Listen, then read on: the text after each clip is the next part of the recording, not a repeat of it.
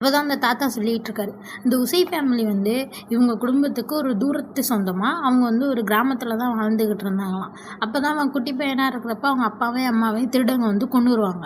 இவர் சொல்லிட்டு இருக்காரு, இப்ப இந்த குடும்பத்தோட ரூலே என்னன்னா, ஒரு பவர் உள்ளவங்கள இன்னொரு பவர் உள்ளவங்க அடிக்கலாம், யூஸ் பண்ணலாம் அவங்க மேல பவர. ஆனா ஒரு சாதா மனுஷங்க மேல இவங்களோட பவர யூஸ் பண்ணக்கூடாது. அது வந்து ரூல பிரேக் பண்ற மாதிரி. ஆனா அன்னைக்கு அந்த குட்டி பையன் வந்து அந்த ரூல பிரேக் பண்ணிட்டான். ஏன்னா அங்க வந்து அந்த திருடங்க அப்பாவும், அம்மாவையும் குத்தி கொலை பண்ணிட்டாங்க. அதனால இவன் ரொம்ப கோவத்துல இருப்பானா, இவன் பவர யூஸ் பண்ணி அவங்க மைண்ட கண்ட்ரோல் பண்ணி ஒருத்தர் மாத்தி கொலை பண்ண வச்சுருவான். அதனால இந்த உஸ்பா ஃபேமிலி என்ன பண்ணிட்டு இவனை வந்து இவங்களே டேக் ஓவர் எடுத்துக்கிட்டு இவனோட பவரை சீல் பண்ணிடலாம். இவன் இப்படி வளர்ந்தா பிரச்சனையா இருக்கும். ஏன்னா சின்ன பிள்ளையிலேயே ரூலை பிரேக் பண்ணிட்டானே அப்படிங்கிற மாதிரி சொல்லிட்டு இருந்திருக்காங்க. அப்போ தான் பார்த்தா சுமியை பார்த்துருக்கான் நம்ம உசை. யாருன்னா மியாவோட அம்மாவை அப்போ தான் பார்த்துருக்கான். அவங்க அம்மா சின்ன பிள்ளையிலேயே ரொம்ப லவ்விங்காக கேரிங்காக இருந்திருப்பாங்க. அதனாலேயே இவனுக்கு அவங்கள பிடிச்சி போயிட்டு அவங்க கூட நல்ல ஃப்ரெண்டாக நல்ல பையனாக தான் இருந்துகிட்டு இருந்திருக்கான், எந்த பிரச்சனையுமே பண்ணாமல். இது இந்த உசுபா ஃபேமிலி பார்த்துட்டு சரி அப்போ அவனோட பவரை சீல் பண்ண வேணாம், நல்ல பையனாக தானே இருக்கான், அவன் பிரச்சனை வந்ததுனால தானே அப்படி பண்ணான். இப்போ வந்து வளர்ந்ததுக்கப்புறம் இவங்க 2 பேரும் ஒருத்தர் கல்யாணம் பண்ணிட்டு இந்த உஸ்பா ஃபேமிலியை பத்திரமா பார்த்துப்பாங்க அப்படின்னு சொல்லிட்டு இருந்திருக்காங்க. இவங்க 2 பேரும் வளர்ந்ததுக்கப்புறம் அந்த அரசர் அப்போ தான் குறுக்கையில் வந்தார். அதை மீக்காடா கடத்தி வச்சுருக்காங்கல்ல, அவர் தான் ஏதோ இந்த பிஸ்னஸில் ஏதோ பிரச்சனைன்னு சொல்லிட்டு இந்த உசுபா ஃபேமிலியில் இருக்க பொண்ணு வந்து சைமரி குடும்பத்தில் கல்யாணம் பண்ணிட்டு போகணும் அப்படிங்கிற மாதிரி சொல்லிட்டாரு. இவங்களும் அந்த சுமி என்ன பண்ணுவாங்க, குடும்பத்துக்காக பண்ணி தான் ஆகணும்னு சொல்லிட்டு அந்த சைமரி குடும்பத்தில் கல்யாணம் பண்ணிக்க ஒத்துக்கிறாங்க. ஆனால் இது வந்து உசைக்கு சுத்தமாக பிடிக்கல. அவங்கள கல்யாணம் பண்ணிட்டு போயிடுறாங்களா. இப்போ உசை வந்து ரொம்ப கோவத்தில் இருந்தனால இந்த குடும்பத்தை விட்டு வெளில ஓடி போயிட்டான். அத்தோட அவன் மறைஞ்சே போயிட்டான் அப்படிங்கிற மாதிரி தாத்தா சொல்கிறாரு. இதெல்லாம் கேட்டுட்டு மியா சொல்கிறா, இது மாதிரி உசை சொன்னார் என்னோட பவர் அவரால் ஃபுல்லாக வெளில கொண்டு வர முடியும்னு சொல்லிட்டு. இதுக்கும் அம்மாவுக்கும் எதுவும் சம்மந்தம் இருக்கா? ஏன்னா அவங்க அம்மா தான் இவளோட பவரை வந்து சின்ன பிள்ளையில வந்து சீல் பண்ணி வச்சுருப்பாங்க. அதனால தான் கேட்குறா. தாத்தா இது கேட்டுட்டு நான் வந்துட்டு ஒன்று காட்டணும் வான்னு சொல்லிட்டு கூப்பிட்டு போகிறாரு. தாத்தா கூட்டு போயிட்டு ஒரு புக் ஒன்று கட்டுறது. அது வந்து ட்ரீம் சைட்டுக்குள்ள புக்காக. இதில் வந்து அதை பற்றி எல்லாமே இருக்கும். இது வந்து நம்ம குடும்பத்தில் வழியே வந்துகிட்டு இருக்கு அப்படின்னு சொல்லிட்டு மியாவிட்ட கொடுக்குறாரு. மியாவும் அந்த குட்டி பையனும் வாங்கி படித்து பார்க்குறாங்க. அதில் வந்து இந்த சக்தி வந்து ஃபுல்லாக எழுப்புனா என்ன ஆகும்னா, அவங்களால எல்லாத்தையுமே அக்சஸ் பண்ண முடியும். எல்லா எபிலிட்டியும் ஈஸியாக யூஸ் பண்ண முடியும். அவங்களோட எபிலிட்டியை ஸ்ட்ராங்கான மைண்டு, ஸ்ட்ராங்கான ஹார்ட்டாக மாறும். அது மாதிரிலாம் போட்டிருக்கு. அதெல்லாம் படிச்சுட்டு இருக்கப்போ தாத்தாவும் சொல்கிறாரு, உனக்கு வந்து இந்த பவரை ஃபுல்லாக யூஸ் பண்ணுறதுக்கு கீயே உன்னோட மைண்டு தான் அப்படிங்கிற மாதிரி சொல்கிறாரு. அதோட உன்னோட எமோஷனான அந்த பயம் தான் அவனை வந்து இந்த பாதையில் வந்து சரியாக கூட்டிகிட்டு போகும் அப்படிங்கிற மாதிரிலாம் சொல்கிறாரு. மியாவும் பார்த்துக்கிட்டு இருக்கா. அப்படியே நைட் ஆயிடுது. அந்த குட்டி பையன் வந்து அந்த புக்கை வச்சு படிச்சுட்டு இருக்கான். நைட்டு ஃபுல்லாக தூங்கணும்ல. மியா வந்து பெட்டில் படுத்துட்டு பக்கத்தில் வந்து இந்த குட்டி பையனை கூட்ட படுக்க சொல்கிறா, வந்து இங்கே தூங்கு அப்படிங்கிற மாதிரி. அந்த பையன் அதை பார்த்துட்டு இங்கே உன் பக்கத்தில் ஒரே பெட்டில் என்னால் படுக்க முடியாது அப்படிங்கிற மாதிரி சொல்கிறான். அவன் குட்டி பையன் தானே அப்படிங்கிற மாதிரி இவ கூப்பிட்றா. அப்போ தான் மியா சொல்கிறா, இல்லை ஹீட்டரை ஆஃப் பண்ணிட்டேன், குளிரும்ல, அதனால தான் அந்த பெட்டில் படுக்க சொன்னேன் அப்படிங்கிற மாதிரி சொல்கிறா. அதுக்கு அந்த பையன் கத்துறான், சீக்கி காமிக்கெல்லாம் குளிராது, இது கூட உனக்கு தெரியாதா அப்படின்னு சொல்லிட்டு கத்திடுறான். உன்னையுமே அதை பார்த்துட்டு மன்னிச்சிரு அப்படிங்கிற மாதிரி சொல்கிறான். உடனே அந்த பையனை பார்த்துட்டு ஐயோ கோவப்பட்டுமேன்னு சொல்லிட்டு, இல்லை அதெல்லாம் ஒன்றும் இல்லை, மாஸ்டரும் இதை நினச்சி சந்தோஷம் தான் படுவார், நான் ஒன்றும் உன்னை கஷ்டப்படுத்தணும்ல இப்படி கத்தலை அப்படிங்கிற மாதிரி சொல்லிட்டு வந்து பெட்டில் படுத்துட்டு சொல்கிறான், இது மாதிரி என்ன எதுவும் பொம்மை கேமன்னு நினச்சிக்காத, அப்புறம் இதை நினச்சி லேட்டாக வருத்தமும் நீ படக்கூடாது சரியா அப்படின்னு சொல்லிட்டான். உடனே மியாவும் சரின்னு சொல்லிட்டு படுத்தோடனே மியாவும் நினச்சிட்டு தான் படுத்துருக்கா. ஏன் இந்த உசை வந்து இப்படி பண்ணிக்கிட்டு இருக்காரு, எங்கள் அம்மாவுக்கும் உசைக்கும் அப்படி என்ன தான் நடந்துச்சு அப்படின்னு சொல்லிட்டு அப்படியே தூங்குறா. அப்படியே கனவு உலகத்துக்கு போயிடுறா. இப்போமே வந்து கனவு உலகத்தில் வந்துட்டால அங்கே தான் அவங்க அம்மா சுமியும் இருக்காங்க. அவங்கள பார்த்தோன்னா அவங்கள்ட்ட ஓடி போகிறான். அவங்க இவளை பார்த்துட்டு என்னால் தான் உனக்கு இவ்வளோ கஷ்டமோ அதனால அப்படின்னு சொல்லிட்டு அவள் மண்டையில் கையை வச்சு அவள் பாஸ்டெல்லாம் காட்டுறாங்க என்ன நடந்துச்சுன்னு சொல்லிட்டு.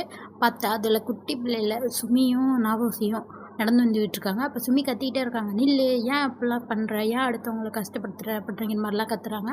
உடனே அதுக்கு அவன் சொல்கிறான், நான் ஒன்றும் கஷ்டப்படுத்தலை, சும்மா ஒரு சண்டை தான் அது அப்படிங்கிற மாதிரி சொல்கிறான். அதுக்கு இவங்க சொல்கிறாங்க, ஆனால் நீ இப்படிலாம் அடுத்தவங்களை கஷ்டப்படுத்தக்கூடாது, அப்போலாம் நீ கஷ்டப்படுத்தினீங்கன்னா அந்த கஷ்டங்கள்லாம் உனக்கு திரும்பி தான் வரும், அப்படி நீ யாரையாச்சும் காயப்படுத்தணும்னு நினச்சின்னா என்ன காயப்படுத்திக்கோ அப்படிங்கிற மாதிரி சொல்கிறாங்க. இந்த குட்டி போய் பார்த்துட்டு ஒன்று எப்படி என்னால் அப்போல்லாம் பண்ண முடியும், சரி நான் அப்போல்லாம் பண்ண மாட்டேன் அப்படின்னு சொல்ல வரத்துக்குள்ளேயே இவங்க அவன் கையை பார்த்துட்டு கத்துறாங்க. பார்த்தா அடிபட்டு ரத்தம் வந்துருக்கு.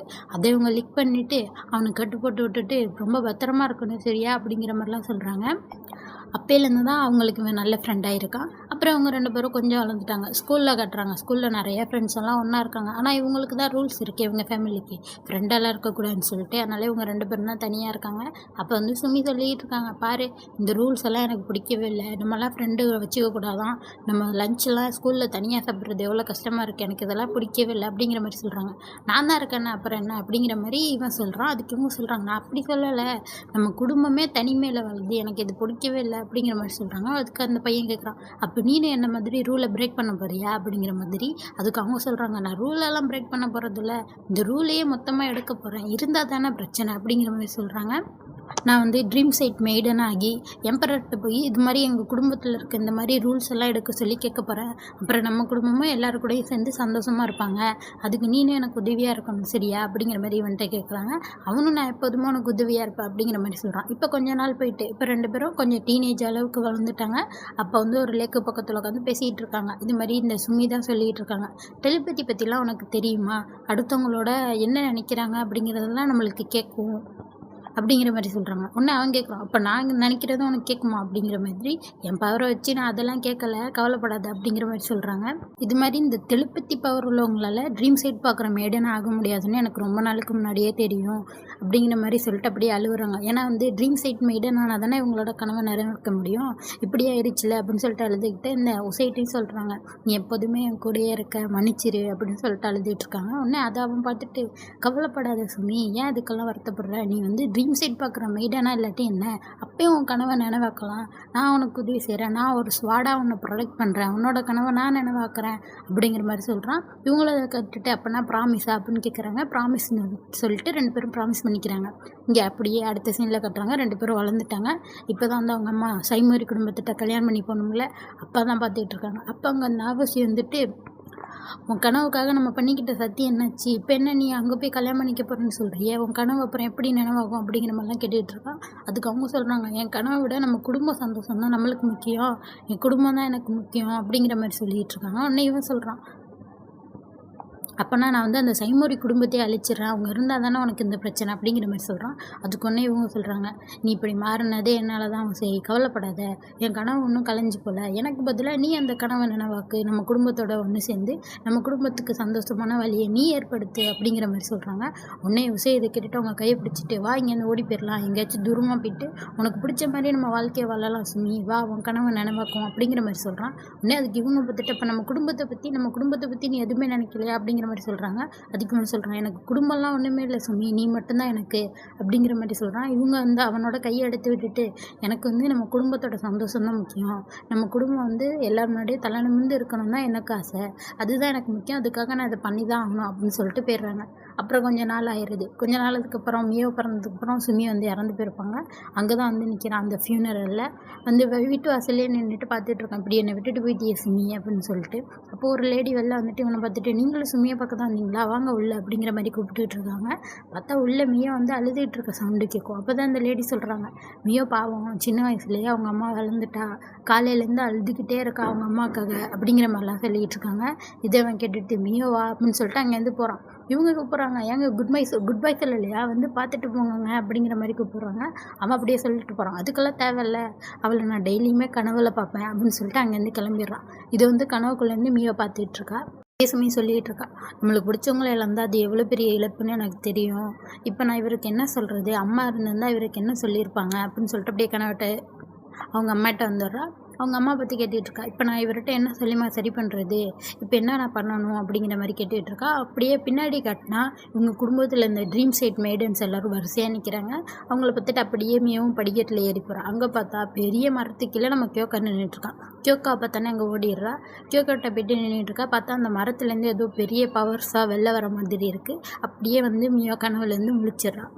காலையில் விடிஞ்சிடுது. நிஞ்சோடனே வந்து மியோ வந்து ஒரு மரத்துக்கு கீழே தான் நின்றுட்டுருக்கா. அவங்க அம்மா மரம் அது.